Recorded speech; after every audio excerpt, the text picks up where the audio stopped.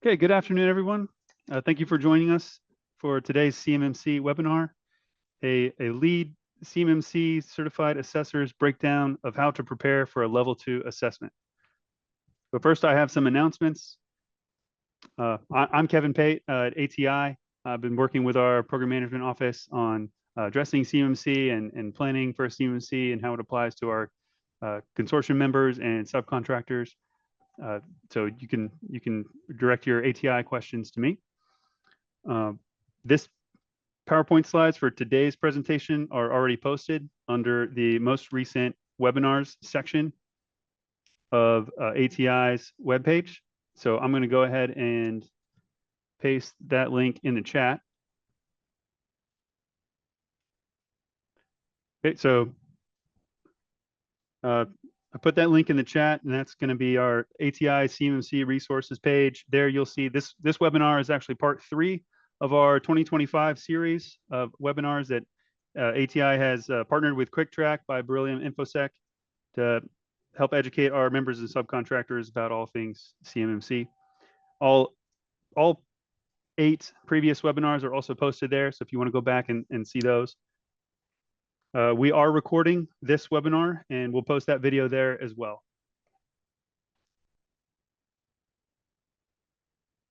Right, and I'll put that link in the chat again.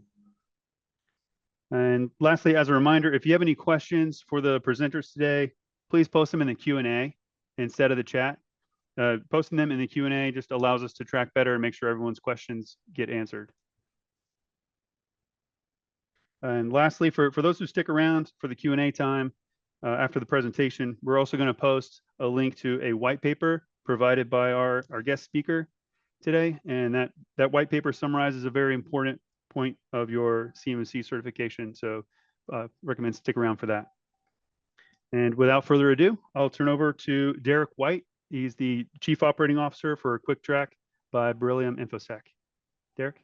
Awesome. Thank you, Kevin. And thank you again to the ATI group for doing these, which it feels like we're, and even though they're monthly, that we're doing these often because the time just flies by. So we're going to talk about that a little bit today as well.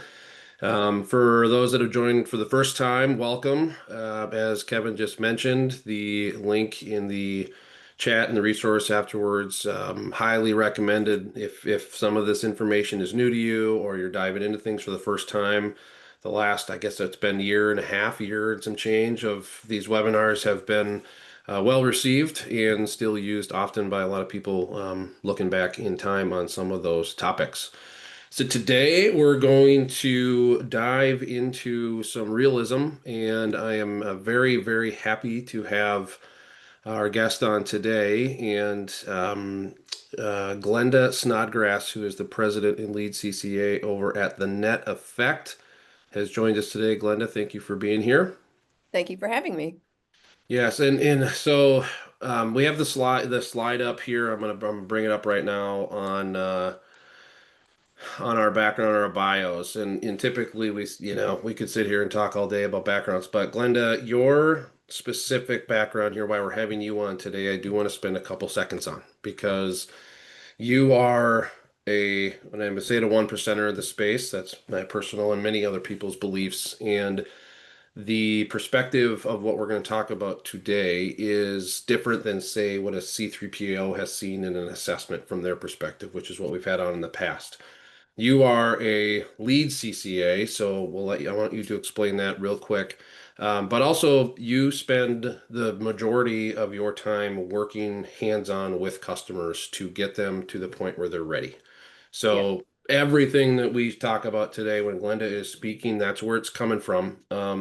It's not hearsay, it's not perspective, it's that isn't coming from experience. So I want to make sure that we highlighted that. Walk a little bit, if you can, through, Glenda, for the audience, the lead CCA role, and then a little bit about yourself before we move on to the topic of today. Sure. So the certified professionals in the CMMC ecosystem have sort of a stair step. First is the certified CMMC professional, the CCP, which is 40 hours of training, a high stakes exam, you get your CCP. Then to be CCA, a certified assessor, You have another 40 hours of training, another high stakes exam. You have to pass a tier 3 background investigation, which is equivalent to a secret. And you have to have some minimum requirements of education and experience in cybersecurity and assessments. In order to be a lead CCA, in addition to all of that, you have to have an advanced certification like CISP or CISM. I have CISM. And you have to have more experience in cybersecurity assessments and management as well. And you have to prove all of that in order to get the lead CCA designation. So only the lead CCAs can be the lead assessor on an assessment team. So I am a lead CCA. I have more than 20 years experience in cybersecurity, project management, assessments, all of these things.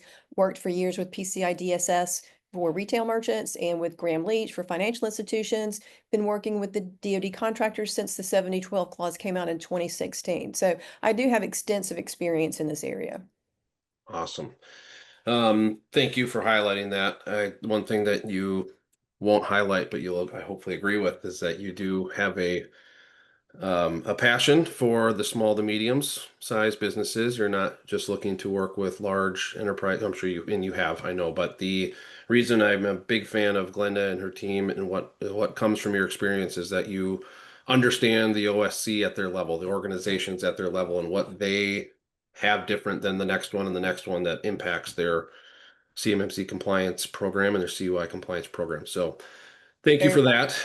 And I want to before we move on real quick, as Kevin mentioned, the Q&A is the spot to ask questions. I'll monitor those as we go through and select some for live. If we do have some that are more technical, we had a little snafu in the last one, but we do have questions from the last one and this one that we can send out afterwards that might be more specific to that question versus something more for the audience in general, but that is on the right side of your Zoom. I think it's on the right side that you might have to click the more button to make sure you see the Q&A possibly versus using the chat. So make sure we do that. So this has been a fun slide that we're gonna look at that we've been using for, I don't know, the last 4 or 5 months, but this has changed because this actually now is here. So the difference between October and November is that the CMMC program is officially live as of November 10th of 2025. So that means that new solicitations for contracts that are now allowed to have the CMMC requirement in there can happen. That comes with a conversation that you can visit on some of our previous webinars on that topic and what that means. But we want to highlight first that it is here. So that is a thing that you could see with new solicitations, new contract opportunities. Before that wasn't the case. But more importantly, Glenda, if you want to touch on real quick what that looks like for the next 12 months per the DoD's timeline and phased in plan so that people are paying attention to what's fact versus what might be fiction. Right. So first, I'm going to throw a couple of numbers out at you. We had a member of the CMMC PMO on the Cyber AB Town Hall meeting last night, and she verbally gave us an update on some numbers. So unfortunately, they didn't put a slide up, so we were all just scribbling as fast as we could, so the numbers may not be exact. But she said that there are 7,047, I believe, level 1 self-assessments already in the system. And of those, a few over 6,000 have been affirmed. So that's pretty interesting to me. I'm surprised that many people have already jumped on it, but I think that's a good thing because it's also already been showing up in contracts. I've seen several posts on LinkedIn of people who've said, yep, got a contract and it says CMMC level 1.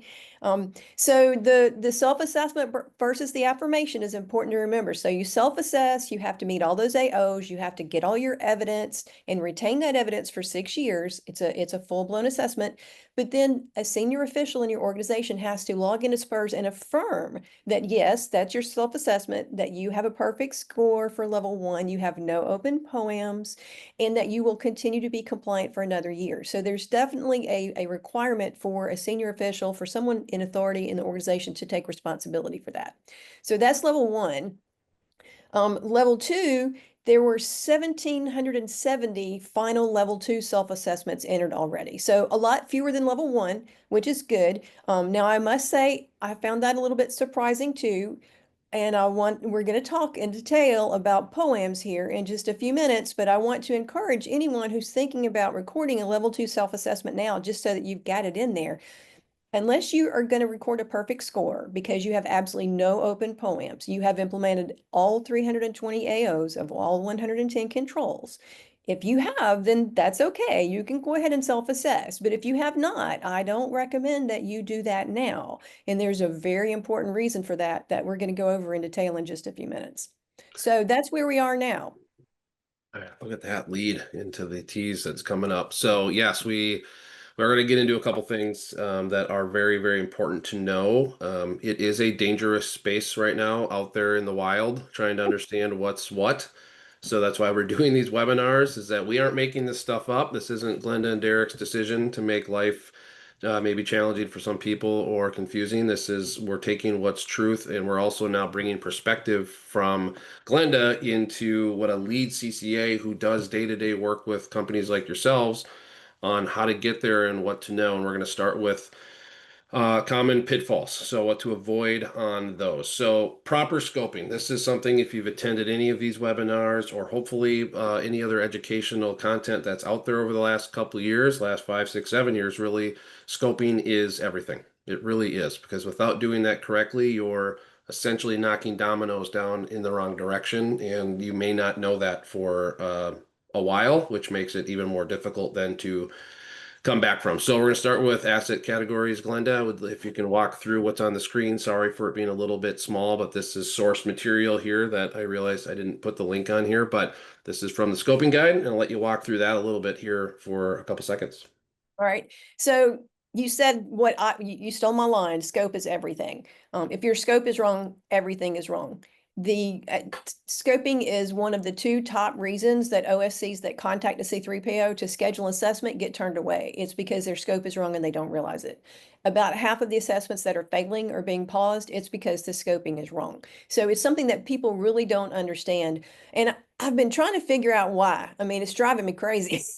But I think I had some insight this morning. You know, we all know that scoping didn't really exist in 171, right? How many people are using the SSP template from NIST 171 to build their SSP? Lots of them, right? It's very, very common to use that template.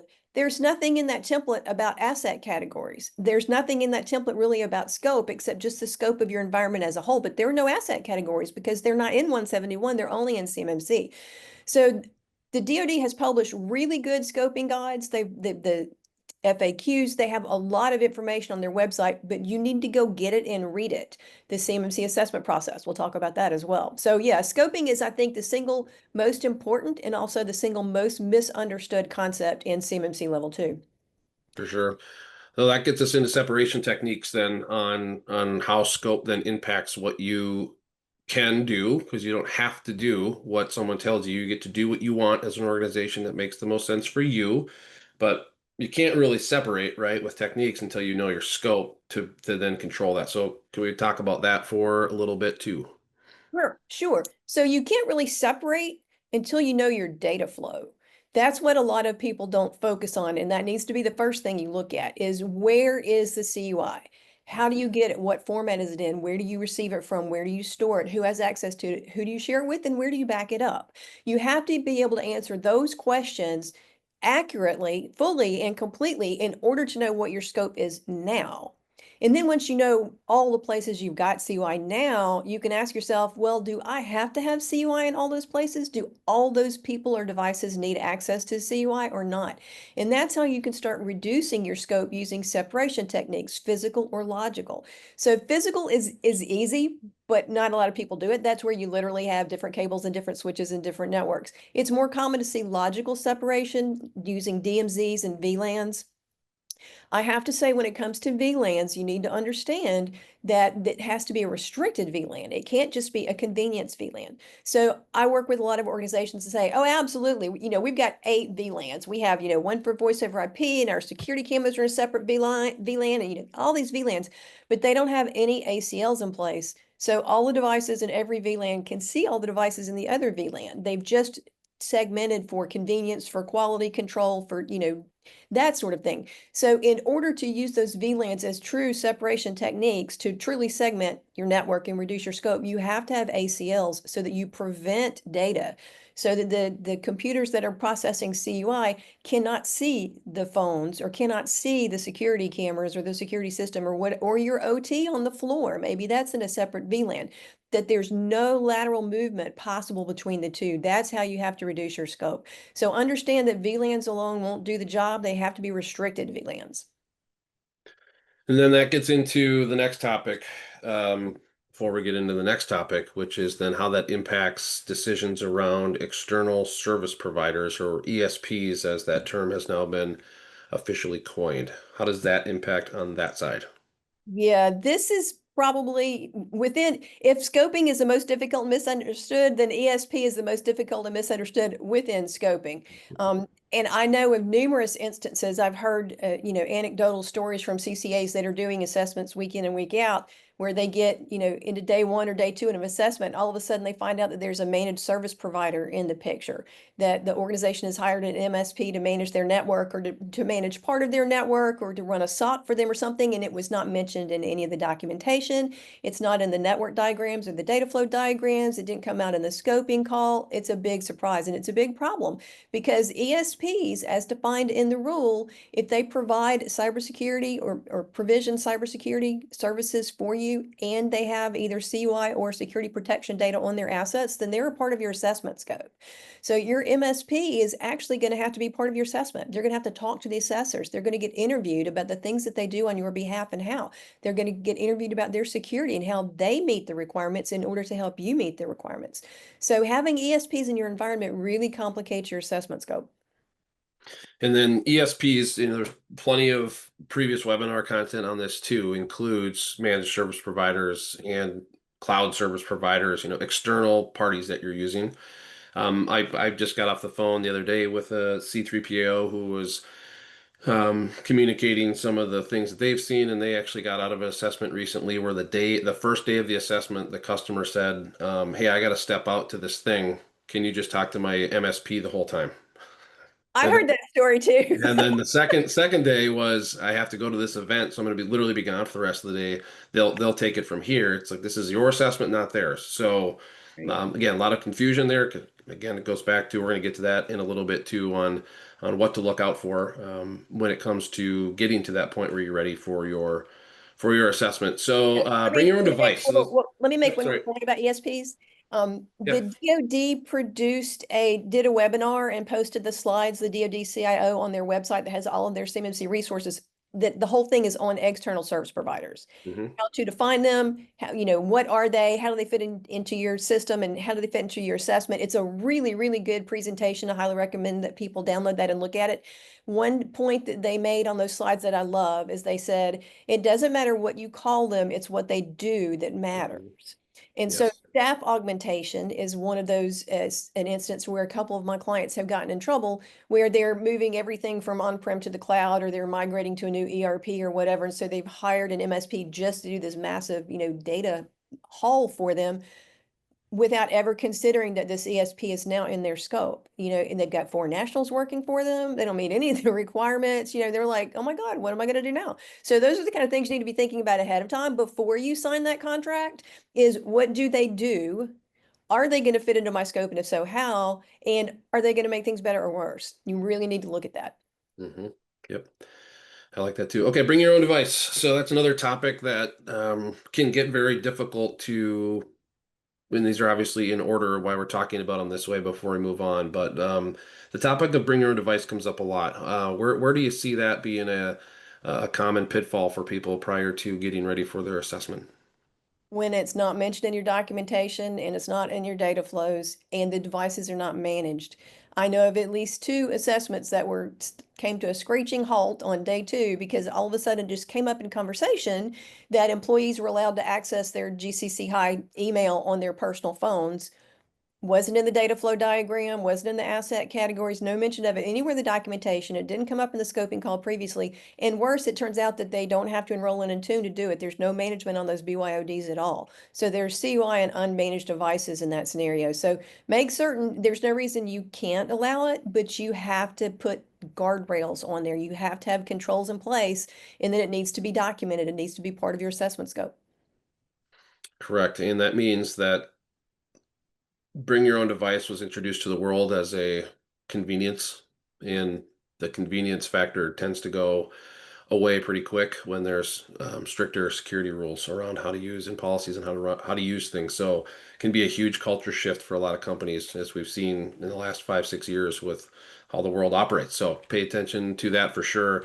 Next up, we're going to move into good documentation. You've touched on this a little bit. We're going to keep these slides very simple today because it's really about your experience here, Glenda, and your advice. So good documentation. We're going to keep this first one simple, complete. You want to talk through that a little bit on what that means?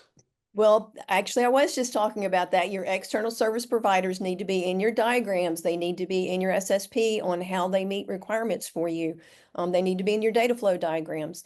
BYOD, it needs to be in there. Everything needs to be in there. I read SSPs every week, and some make me laugh and some make me cry, to be honest.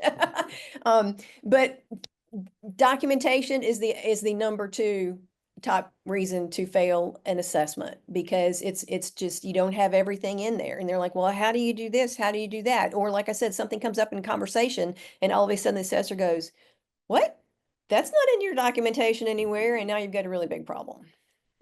And that's where we're going to get into accuracy here in a second, because two things can happen pre-assessment when it begins, right? Is send the documentation, that's what they're going to ask for, and they're going to read it at face value at the end of the day. And then that's what happens there. So if they see that it's not ready, they're going to let you know. Like if the documentation is incomplete and it's not, they can't even figure it out, then they're going to let you know that. That's not a scenario you want to be in either, but they're not going to waste time going through a bunch of incomplete stuff with you, hopefully. Hopefully. Yeah, hopefully. Which we'll talk about that too in a little bit, but accuracy. So walk through that a little bit too.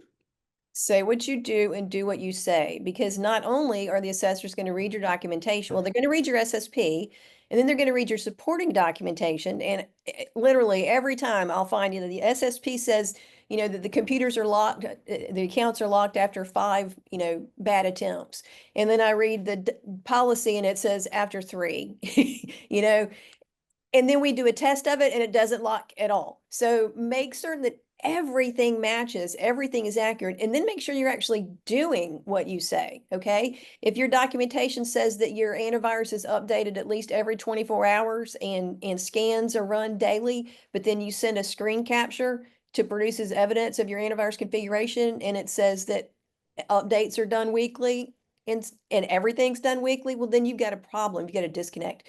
And the assessors are also going to interview your employees. So, the people who are involved. So if your SSP, I had one assessor told me this funny story. She said that when she read the documentation in phase 1, she said, I knew they had used ChatGPT. I could just tell they had used ChatGPT. She said, so, we're in the assessment and I'm talking to, one of the people, and I'm like, okay, so your SSP says this and your policy says this. So, tell me exactly how you implement that. And he said, oh, we don't do that. And she said, excuse me? He said, no, we don't do any of that stuff. So don't use ChatGPT unless you're actually doing all that stuff, because the assessors read everything and you never know exactly which questions they're going to ask you. Things come up in conversation all the time that can just completely derail an assessment. And you'll see people in the ecosystem out in the wild, that provide templates. That's a dangerous word sometimes, in my opinion. So if it's coming from an external provider that you're using and they have templates for stuff they're doing that you're inheriting or it's on their responsibility matrix, then right, that's good, but that needs to be validated. There are also, that same thing comes from templates can be written, to your point, if, hey, you do these things and you do them and you can demonstrate that and you can pass, then great, those might be great templates. But if you deviate from that or you don't do that, then that's going to be a gap, and that's going to be a very emotional conversation with somebody about why that happened. So that's where the next, I think, pitfall that you're going to highlight here too, that I think is very important, is what we've seen a lot of the last 6 months is current. So a lot of re-engagement conversations from the over the years with people that come back and they've blown the dust off of what they worked on 4 years ago.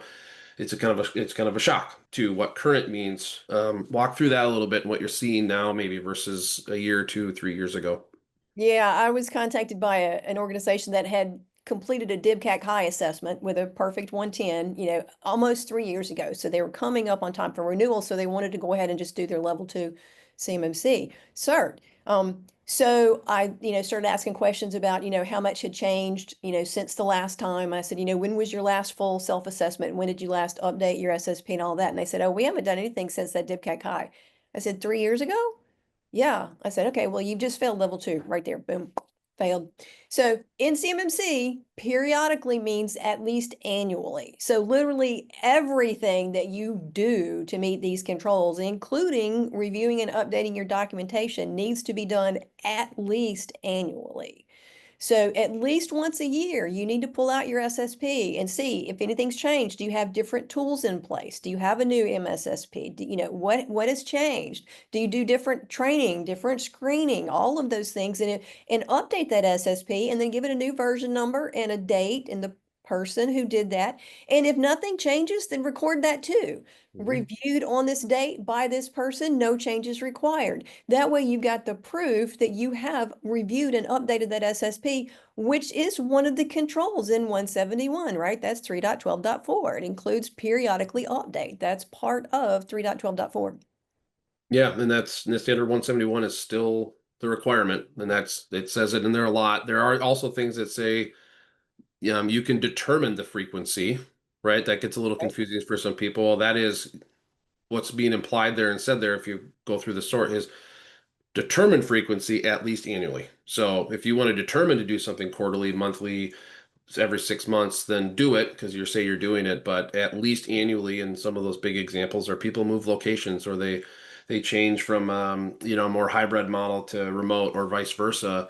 Things are going to change, and you have the right, and it is within the requirements to assess, POAM, close, update the SSP, your documentation, your scope changed, and move forward with that. That's what they want to see. What they don't want to see is 3 years go by and something sat open for 3 years, and it's a huge impact to data protection and security requirements and stuff. So make sure that that is something that it's always good to overdo it when you make changes. So moving on to understanding POAMs, you teased this one a little bit too. So difference between fully or successfully implemented versus not. Right. So I find this is another thing that's just hugely misunderstood is POAMs. So under the DFAR 7012 clause, which said you have to implement 171, you could have open POAMs and still call yourself compliant, right? That's the way it was in the beginning. And if you used a third-party GRC tool, like one that I'm not going to name that lots of big primes make their small contractors use, that particular GRC tool actually gave you points for POAMs. So that you could say that you had 65 things on POAM and that tool would still tell you that you had a 110 score. It's not like that anymore, okay? The DoD assessment methodology came out in what, 2020, which gave us points, and the DoD assessment methodology specifically states that all the assessment objectives of a control must be met in order for that control to be met. So all the AOs. It says in the absence of an SSP, an assessment cannot be done. So if you don't have an SSP, you cannot even self-assess. Well, under the new CMMC rule, they buckle down even farther. So POAMs, plan of actions and milestones, having open POAMs and being able to get a conditional level 2 certification or a conditional level 2 self-assessment, it's very limited, okay? So first of all, it says that POAMs are for controls that are not fully or successfully implemented. It's not for controls that haven't been started at all. So don't try to schedule an assessment with a C3PO if you still have open POAMs. And most of them will ask you, that's one of their intake questions is, have you implemented everything or do you have any open POAMs? And if you say, well, we've still got a few open, then they're going to say, call us when they're closed because they don't want to start an assessment when you're already on your back foot, right? And it gets even more complicated when you look at what can go on a POAM, which I think is our next slide. Mhm. Yep. We'll So, roll right through them. Yep. right. So there are limitations. You can't just put anything on a POAM. First of all, you can only have a max of 22. So your score, even if it's a self-assessment, you have to have a score of 88 minimum in order to give yourself a conditional self-assessment score. Only the controls that are worth 1 point can go on the POAMs. The 3-pointers and the 5-pointers are now allowed. If you have any of those controls on POAM, you cannot declare even a conditional self-certification, much less an official certification. The only exception to that is FIPS. If you have encryption, but it's not FIPS everywhere, you can get partial points for that. It's the only exception. None of the level 1 controls can go on the POAM. So for level 1, you have to have a perfect score, no open POAMs whatsoever. But even at level 2, all of those controls that are shared by level 1 and level 2, none of those can go on a POAM for level 2. And a lot of those are some of the biggest and most important controls, 3.1.1, 3.1.20. Those are two that trip people up a lot. And here's the really important thing that I alluded to earlier when we were talking about the timeline, is you only have 180 days to close out those open POAMs. If you don't close them out within 180 days, then your conditional certification or your conditional self-assessment goes away. You are now non-compliant once again. So if it's an official assessment and you manage to get a conditional cert, you have to be reassessed on those POAMs once you close them, but it has to be within 180 days to get that final cert. If you don't do that within 180 days, you lose everything and you have to start all over at 0 when you're ready to go again. From the self-assessment perspective, the reason I said I don't recommend entering a self-assessment for level 2 into SPURS at this time unless you are confident that you have a 110 and you have no open POAMs. Because if you have open POAMs, as soon as you enter that self-assessment into SPURS, you started that 180-day clock ticking. So even if it's just self-assessment, you have to come back within 180 days and say, yes, I have closed all those POAMs. I'm now fully compliant. Otherwise, at the end of 180 days, that self-assessment explodes. It's dead, right? You're now back to no CMMC status in SPURS. So that's why I caution people not to jump in to record that level 2 self-assessment if you don't have a perfect score. And you would see that requirement right now because it's live in new contracts. And so you can be in that situation, which is an unfortunate one, is that you weren't planning on chasing new contracts. And this is now a requirement that you know what you do. That's where the expertise comes into play and understanding everything that we're talking about. There are plenty of companies out there who waited. It's unfortunate, the warning signs were there that are now scrambling, and there are going to be some horror stories. We know this in the next 12 months where they didn't make it or they lost their conditional, and now this is going to be an open opportunity for some people. So, it's a game to be played, but because it's a requirement, but also to Glenda's point there, know which ones are going to take some effort. That's the whole point of a POAM is the plan and the action and the milestones. And a lot of people want to put dates on a POAM without realizing the impact of costs and resources to actually get them done by that date, right? And then a month goes by and 6 weeks go by and all of a sudden they're behind. So that's something to be very, very aware of. So thank you for highlighting that. We're going to shift into the actual CMMC assessment process. So if you haven't been on some of these webinars, this might be a new topic. If CMMC isn't something you've spent a ton of time on yet because this is new language to you, this is a very important document. If you have seen some of the previous webinars, this is also still a very important document because it didn't exist 10 years ago. It didn't exist technically 5 years ago. So we're going to go into that a little bit. We do have a reference link on here about where to get it. That will be on the recording and the slides as well. We'll send out later. But reading through the cap is important. Anything that in particular there, Glenda, that outside of the obvious of reading it, that you feel you see a lot of people avoid these pitfalls by understanding the cap? Absolutely. So the CMMC assessment process is like the Bible for CCAs. This document is produced jointly by the Cyber AB and by DoD. So it tells us step by step how to conduct an assessment, from the initial scoping call and signing contracts through phase 1, are you ready? Phase 2, the assessment, phase 3, POAM closeout if necessary. So it takes us through all the steps. It assigns roles and responsibilities to all the individuals, both on the C3PO side and on the OSC side. So I'm really constantly surprised at how many OSCs have never read the cap, never even heard of the cap, because this is going to govern how your assessment takes place. It talks about things like, do you get to pick your assessors or not? Who gets to choose who's the lead assessment and who's on your team? Starting with section 2.16, it goes into some pretty good detail on how ESPs have to be assessed, if they have their own level 2 cert or if they don't. If the ESP is also a CSP, a cloud service provider. How do you assess one that is FedRAMP moderate equivalent, not on the FedRAMP marketplace?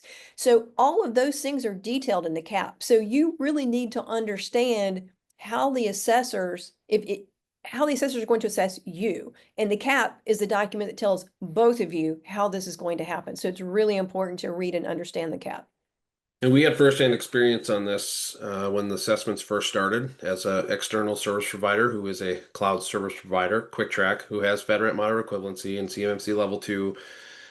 We've unfortunately had to have some conversations with the C3PAO and the lead CCA about what the CAP says specific to our involvement in our customers' compliance program in the process. So that's it's gotten better in the last 4, 5, 6 months, which is good. But that was something that was a little bit alarming. That those C3POs are out in the wild saying stuff without reading this document is a huge red flag. And we're gonna dangle that carrot a little bit too because that's coming up.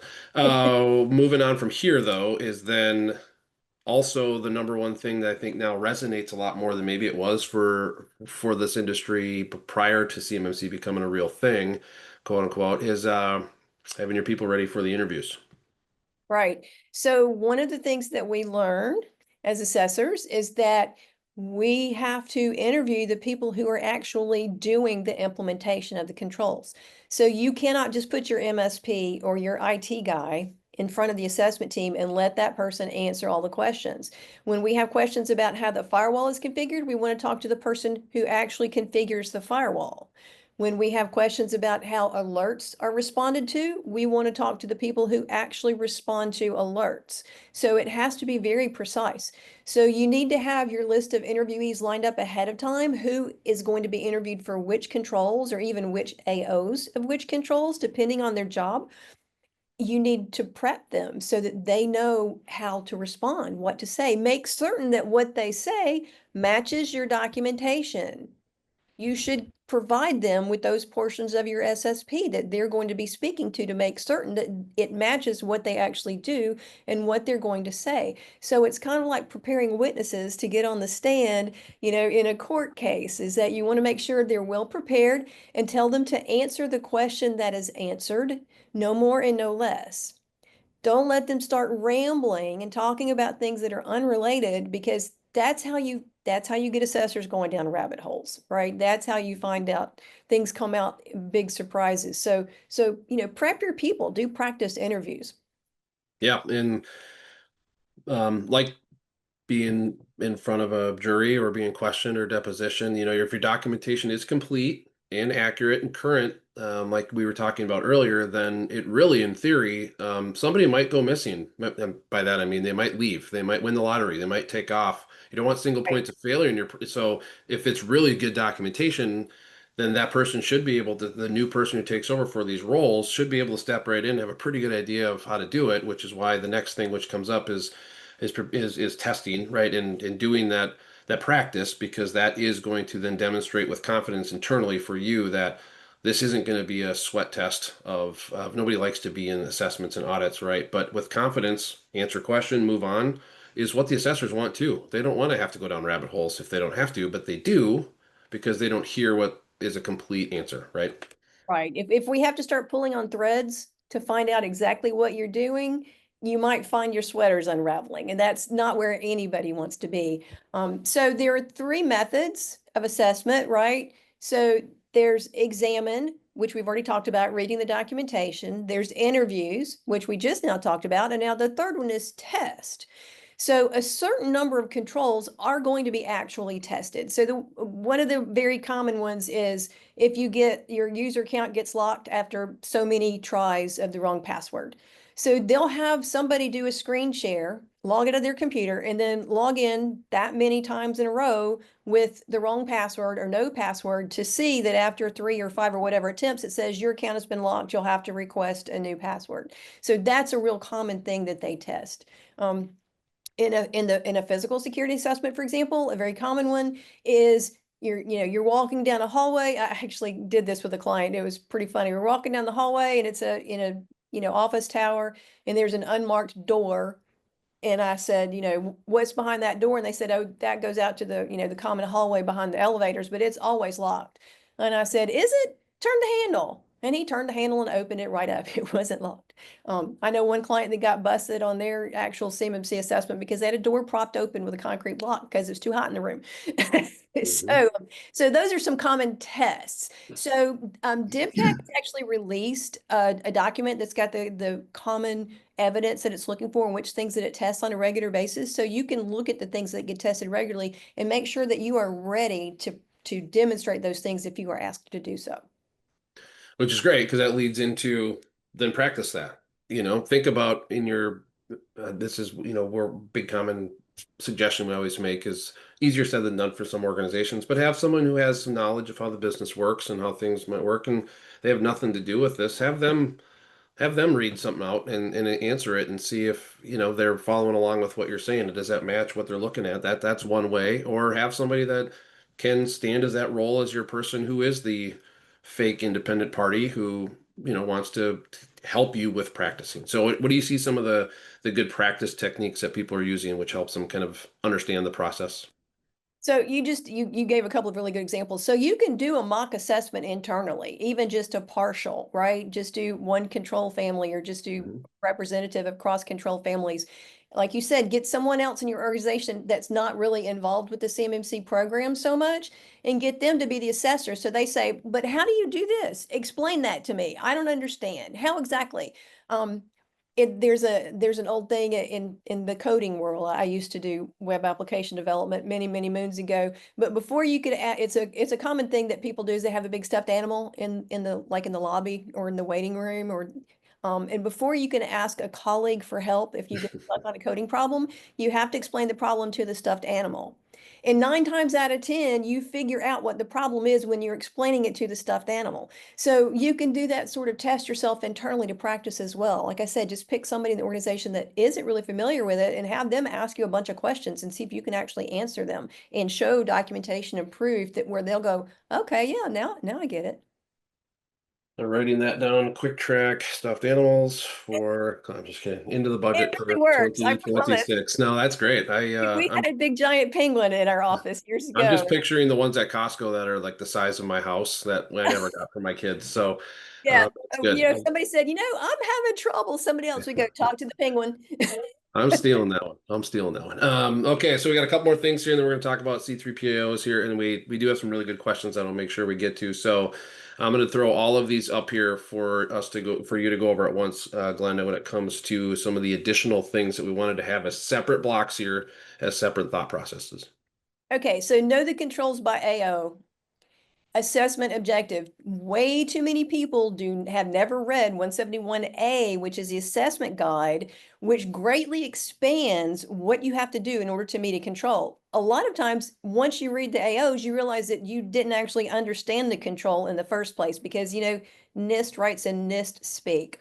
So get the CMMC Level 2 assessment guide, download that from the DoD CIO website, and read those AOs, know them and understand them.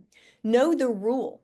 I'm amazed at how many people have not even bothered to read the final rule. They don't know. And so much of what I talked about today is in the rule. It's codified in the rule. So you need to know the rule so that you can argue with your C3PAOs when they try to say something that isn't true. I got a phone a friend request from a friend of mine a couple of weeks ago that was going through a mock assessment. And he sent me an email and he said, Glenda, I know good and well you've told me that security protection assets do not have to be FedRAMP moderate equivalent, but the assessors in front of me are saying they're going to fail us because they're not. And so I sent him the link to table 4, which makes it very clear that you do not have to have FedRAMP moderate equivalent for security protection assets. So know the rule, know where to look those things up. Be prepared to argue and have those authoritative references ready. Table 4 is my favorite part of the whole rule outside of the VDI.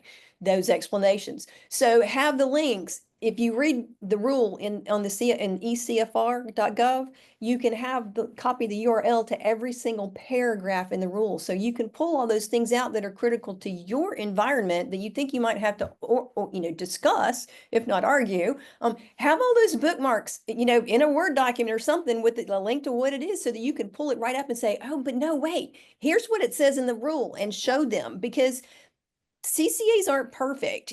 Most of us haven't actually memorized the rule and the assessment guide. I mean, some of us have, but not everybody. So, show them, have your references ready. Make certain you're working off the most current version of the documentation, okay? The scoping guides and the assessment guides, you're all at version 2.13. I've talked to a lot of people, read SSPs from people who are still working off of 2.0 or 2.01. There are significant differences. There's not a lot of differences, but they are significant. So make certain you're working off the most current version of the documentation. Again, the DoD CIO website has a CMMC resources page where the most current versions are always posted. So make sure that's what you're using. There's a really good question in here that we're going to do first here when we get past the next section real quick for Q&A that touches on, I think, that upper right one that a lot of people are starting to ask about too when it comes to the cap. So moving on, final slide here before we get into Q&A. So if you haven't seen this movie, there's some homework. One of the more terrifying scenes of my childhood that landed pretty good is choose wisely. So when it comes to the situation where you're ready and who you're using for a C3PO, we're going to be specific here on using external parties to help you prepare and help you go to your assessment. And then when you actually have your assessment from a third party, when you do that and when required, there is a difference. So Glenda, you were just talking about this a little bit when it comes down to opinions. Opinions are opinions. Right. And topics are different and things are not meant to be that everyone, this is all depends on what you want to do, just as long as it meets the requirements. So walk through that a little bit before we get into the next couple here. So one of the beauties and one of the pains of 171 is that it is descriptive, not prescriptive. So it describes the security outcomes that you should achieve, but it does not prescribe the means of achieving those outcomes. So there's a lot of flexibility in how you can meet a control. Consequently, there's a lot of flexibility in how a control can be assessed. So, assessors are people too. We have different personalities, we have different bents. I think that I tend to be fair and balanced. I really try to go for the middle ground of what meets the requirement. It's reasonable. It's not demanding too much. There are some people that are really super, super strict assessors, and in my opinion, they require more than what the control requires. A lot of assessors too that also work as consultants, they have trouble taking off their consultant hat when they put on their assessor hat. So sometimes they'll try to assess at what they consider best practice or what they'd like to see you do, as opposed to just the minimum required to meet the controls. So when you start interviewing C3POs, look to see who are their lead CCAs, who works for them.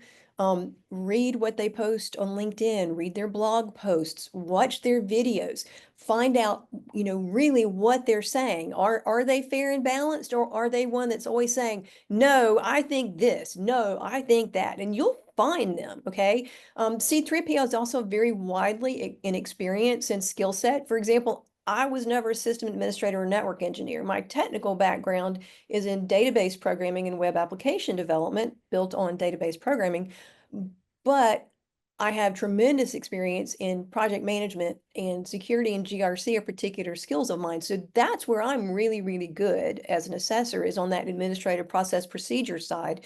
I can't tell you how to configure your, GCC high tenant, because I don't even do Microsoft, right? We're Linux and Mac shop. But I know what I know, and I know when something's outside my skill set, and I'm careful to always be paired with a CCA that is very technical in the Microsoft environment, if that's what we're looking at, so that CCA handles either that part of the consulting or that part of the assessment, and I handle the part that I'm really good at. So again, make certain that you get somebody that matches you. Somebody who has only got experience in a manufacturing environment is going to be lost assessing a software development shop. or a construction firm or architectural engineering. So, look at their background in that way too, to make sure that they are a good fit for you. So, interview them, ask them questions, ask them, do they think that security protection assets need veteran moderate equivalent? Find out, especially some of those hot button topics, how do the ESPs fit into my assessment scope? That sort of thing. So have those questions ready and use those to choose wisely who your C3PO is going to be, because a lot depends on your choice. Yeah, that's easy to say, hard to navigate. We understand that, but hopefully this educational stuff, there's some links on there too that you can reference that are really great resources that are publicly available. But yes, want to highly suggest that, and also don't rush to pick your C3PO and get on their calendar and not be ready. So we've seen a lot of that. Hey, I'm scheduled for February 15th, and so I got to get going. They may not be asking you all those questions about if you're ready. They're going to assume that maybe, which is also dangerous, but make sure that you don't squeeze yourself into a timeline you can't meet, because that's an expensive mistake that they're going to then probably charge you to give you kind of a one strike policy to move it once kind of a thing. So, all right. So questions. So first things first, I got a couple here to fire off. I know we're a little shorter on time than we typically are. If we don't get to your question on here, there's emails on here. There's two of them and they're going to the same place. Essentially, one goes to ATI, one goes to us. They're coming to me and they're coming to Glenda. So you will get answers from us. And if you want to connect and talk more specifics, that's the point of this. You don't end up in some la la land with people who don't know that you attended this webinar. So mention the ATI webinar if you have questions that you didn't feel comfortable asking on the chat or the Q&A, excuse me. So I do want to start with this one because this comes up. Within the CAP, what happens? I'm going to summarize this one a little bit. What happens when the organization seeking certification, goes into an assessment and I disagree with what the C3PAO and lead CCA said about my implementation, and I want to file that somewhere so that I disagree? Okay, well, first of all, try to get it straightened out before the assessment is over. Okay. It happens a lot. Like I said, I get phone a friend DMs actually from CCAs on a regular basis where they're saying, hey, the lead assessor is saying this, and I know that's not right. Help me. And I point them to the authority. You're right, that's not right. And if you will show them an authority and do it in a timely fashion while you're still in the assessment, you can get them to change their minds right there. Okay. But if you get all the way through the assessment and you failed, then there is an appeals process. And that is documented in the CAP. So It is that documented that in the CAP. process does exist. So that is good. So that's a great question. And another point is that when the assessment is over, the C3PO has to provide a third CCA that does a quality assurance review. So a lot of times things will come up in that QA review where they'll realize that something wasn't implemented exactly correctly. So make sure that you get that protest known. Like I said, hopefully while the assessment is still going on, but at the very least that it gets documented in the assessment notes so that the QA person will see that when they do the review. Good. So next one here, this one has to deal with managed service providers. Back to the conversation regarding external service providers and the scope. So in some documentation related to CUI, processing of CUI includes the term access. So for a managed service provider or MSP, would a tool that has access to CUI have to be FedRAMP moderate, authorized, or equivalent? If it's a cloud tool, then yes, it would. Yes, so that's where regardless of what they say they are, that's where you need to know the difference between the tool, and that's a tough term because tool is a very abused term in my opinion, but having access to CUI, if it is a cloud service, so whether it's a cloud service offering or someone who's providing that cloud service, that's where those categories of external service provider become very, very important. Because yes, they'll either need to be FedRAMP moderate authorized or FedRAMP moderate equivalent. And just a little Let heads up. me Yep, Yeah, go let ahead. me touch on that last one, the FedRAMP moderate equivalent, because I ran into this just a couple of days ago. I was doing a gap analysis from one, and for one of their, service providers that they had on the list, they had them marked as FedRAMP moderate equivalent. So when I went to look at the evidence that they were producing for that, well, they had an email from the sales guy who said, oh yeah, I'm sure we're equivalent because we've got ISO 27001. And I said, No, there is no standard equivalency period. The FedRAMP moderate equivalent standard is outlined, it is defined very clearly, described in great detail in a memo that the DoD published last year that is again available on their website. It's on my CMMC links page. There are a lot of places you can find this memo, but this memo says in great detail what it takes to be FedRAMP moderate equivalent, and it includes having a FedRAMP assessment by a FedRAMP assessor, a 3PAO, and providing the entire body of evidence of your perfect assessment with no open poems to the OSC. And you will have to provide that to the assessor in your assessment and say, because the assessor has to verify that it's complete, intact, and current. Those are the three requirements. And again, this is all in the CAP. So that's why it's really important to read the CAP. A lot of the information that I've given here today, I didn't make it up. It's because I've read these documents over and over and over again. DoD has been pretty good about producing documentation that has all this information in it. You just got to go read it for yourself. Yep. In the FedRAMP related requirements are based off the FedRAMP moderate baseline of control. So it's not the same as doing a NIST 171 level 2 certification assessment, for example, which is what a lot of managed service providers will do because they're not claiming or they're not defined as a cloud service provider. So it is a little confusing. And the one to make it even worse, if you're looking for those that are FedRAMP moderate equivalent, there isn't a marketplace that exists for that because the marketplace is for those that are going for government purpose and getting authorizations, and they're either ready to do so and waiting in line, or they have their authorization and they're listed. So that's why that memo exists.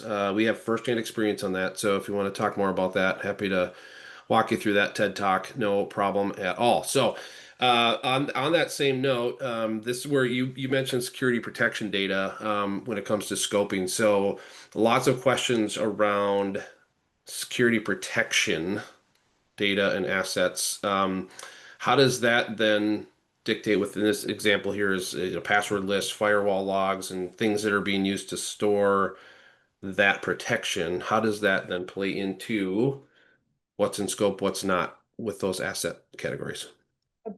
A list of passwords to the CUI environment is security protection data. That is a specific example that is in that slideshow that I talked about for ESPs. It says specifically that an MSP that has administrative password access to your CUI environment, that scope, that is SPD, security protection data. And that's the most common SPD that an MSP would have on their own assets. And what the configuration or log data, log is another specific example in the final rule, in fact, of what is security protection data. So wherever those log files are stored, if they are stored on the assets of a company that also provides some sort of managed service or cybersecurity service for you, then that company is an ESP and that log data is SPD. Okay, so there's one more I want to ask. I want to hit on this other one.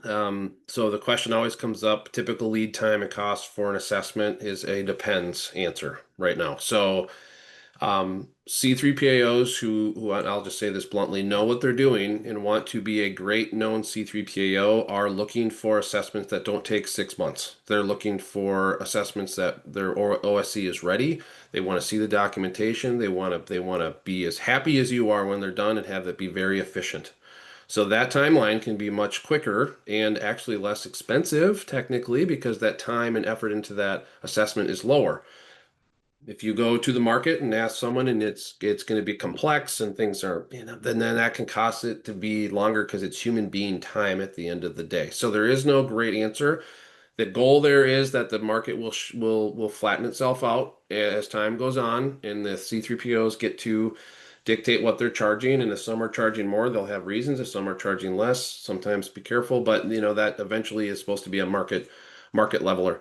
But that's not the question. Real quick, I know we're at time, but this one comes up in Glenda. This is we won't have enough time to answer this probably the way you want to fully, but this is one of the biggest challenges, and this is where expertise does come into play, is when it comes to definition of CUI, what happens if, is an assessor going to confirm or challenge a company's definition of CUI or what they're referencing is whether it's contract language or some of these unknowns that seem off. What happens with that Because No, it impacts the all scope. we What have, happens there?